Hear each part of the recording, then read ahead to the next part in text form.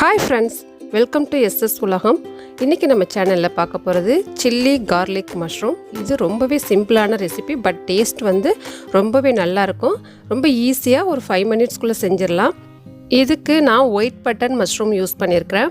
இதோட அந்த காம்பு மாதிரி உள்ளதை மட்டும் எடுத்துகிட்டு நான் வந்து இந்த மஷ்ரூம் யூஸ் பண்ண போகிறேன். நல்லா வாஷ் பண்ணிக்கணும். இப்போ நான் ஒரு பேனில் கொஞ்சம் பட்டர் சேர்த்துருக்கேன். பட்டரில் அந்த கார்லிக் ரோஸ்ட் பண்ணால் அந்த ஃப்ளேவர் நல்லாயிருக்கும், மஷ்ரூமும் நல்லா டேஸ்ட்டாக இருக்கும். அதுக்காக நான் பட்டர் சேர்த்துருக்கேன். உங்கள்கிட்ட இல்லைன்னா எண்ணெய் சேர்த்துக்கோங்க. அந்த பட்டரை வந்து உருகினதுக்கு அப்புறமா ஒரு பெரிய வெங்காயம் பொடியாக நறுக்கி வச்சுருக்கேன். உங்களால் எவ்வளோ பொடியாக நறுக்க முடியுமோ அந்த அளவுக்கு நறுக்கிக்கோங்க. அதை வந்து இந்த பட்டரில் சேர்த்து வறுத்துக்கலாம். இந்த வெங்காயம் ஓரளவுக்கு வதங்கினதுக்கு அப்புறமா நான் வந்து ஒரு 5-6 பூண்டு பல் எடுத்து அதை வந்து பொடியாக நறுக்கி வச்சுருக்கேன். இதுக்கு வந்து இந்த பூண்டோட ஃப்ளேவர் நல்லாயிருக்கும் அப்படிங்கிறதுனால நீங்கள் ஒரு 5-6 பல் சேர்த்துக்கலாம். நான் யூஸ் பண்ணியிருக்கிற மஷ்ரூம் பார்த்திங்கன்னா ஒரு 300 கிராம் இருக்கும். அதுக்கு வந்து நான் இந்த அளவில் சேர்க்குறேன்.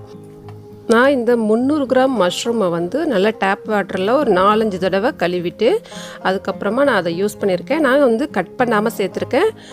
உங்களுக்கு உங்கள் விருப்பப்படி சைஸ் நீங்கள் சின்னதாக கட் பண்ணுறதுனாலும் கட் பண்ணிக்கலாம், இல்லை அப்படியே கூட யூஸ் பண்ணலாம்.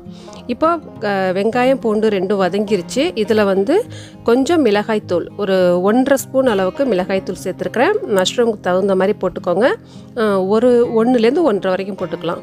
அதில் வந்து கொஞ்சம் மஞ்சள் தூள், ஒரு 1/4 டீஸ்பூன், ரொம்பலாம் தேவையில்லை, அந்த அளவுக்கு போட்டுக்கிட்டு நான் மஷ்ரூமை இதில் சேர்த்துட்டேன். நான் பாருங்கள் கட் பண்ணலை, அப்படியே முழுசாக தான் சேர்த்துருக்கேன். இதில் வேகிறதுக்கெலாம் ஒன்றும் ப்ராப்ளம் வராது. ஏன்னா மஷ்ரூம் வந்து ஒரு 3 to 4 மினிட்ஸ்லேயே வெந்துடும். இதில் கொஞ்சம் உப்பு சேர்த்துக்கிட்டேன்.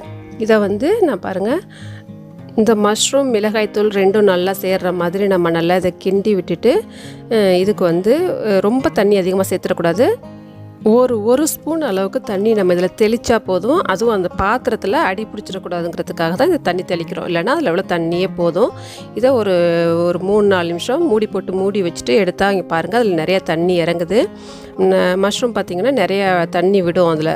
ஸோ அதனால் அந்த தண்ணியை வந்து நல்லா இறங்கியிருக்கு. இப்போ இந்த தண்ணி நல்லா நான் இதெல்லாம் தண்ணி சேர்க்கவே இல்லை, அதுலேருந்து இறங்கின தண்ணி தான். இப்போது மஷ்ரூம் நல்லா குக் ஆகிடுச்சு. அந்த மஷ்ரூமில் உள்ள அந்த தண்ணி சாறு வந்து நல்லா இறங்கியிருக்கு. நம்ம வந்து ரைஸ் அல்லது சப்பாத்திக்கு அந்த மாதிரி எதுவும் வச்சு சாப்பிட்றதுனா இது அப்படியே மேலே கூட போட்டு சாப்பிட்லாம். இல்லைனா இன்னும் ஒரு 3 மினிட்ஸ் வச்சோன்னா இந்த தண்ணியெல்லாம் சேர்ந்து அந்த மஷ்ரூம் கூடயே நல்லா சுண்டிடும். இப்போ பாருங்கள் அந்த தண்ணி இறங்கும், அது அப்படியே சேர்ந்துக்கும். அது இன்னும் டேஸ்ட்டாக இருக்கும். ஸோ இது இட்லி, தோசை, சப்பாத்தி, ரைஸ் எல்லாத்துக்குமே வச்சு சாப்பிட்லாம். ரொம்ப டேஸ்ட்டாக இருக்கும். ரொம்ப சிம்பிள் ரெசிபி தான். ட்ரை பண்ணி பாருங்கள். தேங்க்யூ ஃபார் வாட்சிங்.